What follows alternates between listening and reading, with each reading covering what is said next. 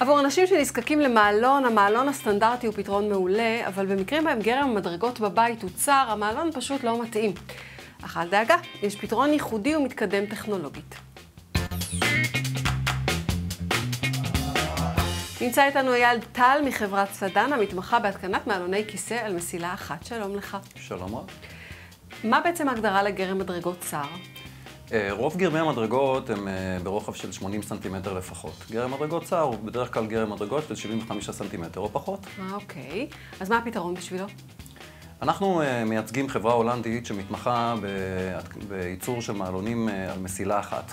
המעלונים האלה בעצם מאפשרים לנו לנסוע בזווית אחרת ממעלונים רגילים בזמן הנסיעה או בזמן העלייה של הכיסא, וכך להתגבר על הגרם מדרגות הצר ועדיין לעבור. יותר גמישות בעצם, זה מה שזה אומר, נכון? בהחלט, כן.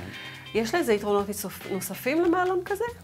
כן, באופן מפתיע, המון לקוחות שלנו פשוט אוהבים את איך שהמוצר נראה. מבחינה עיצובית, המוצר נראה הרבה יותר טוב, ולקוחות בוחרים במוצר הזה אפילו אם אין להם צורך מכני הנדסי שמאתגר אותם, רק בגלל איך שהמוצר נראה.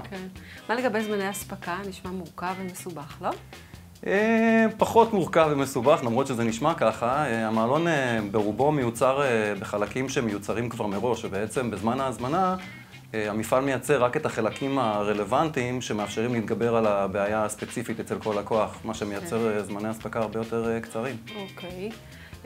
זאת אומרת, רק לגרם המדרגות הספציפי, זה התוספת שצריך לייצר, אני מבינה.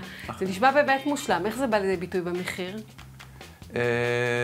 המחיר לא משתנה בהרבה, משהו בערך בסביבות ה5%, שינוי בין המעלון הרגיל למעלון המיוחד, שבעצם המחיר הסופי ללקוח מסתכם באיפשהו בסביבות ה50,000-55,000 שקלים.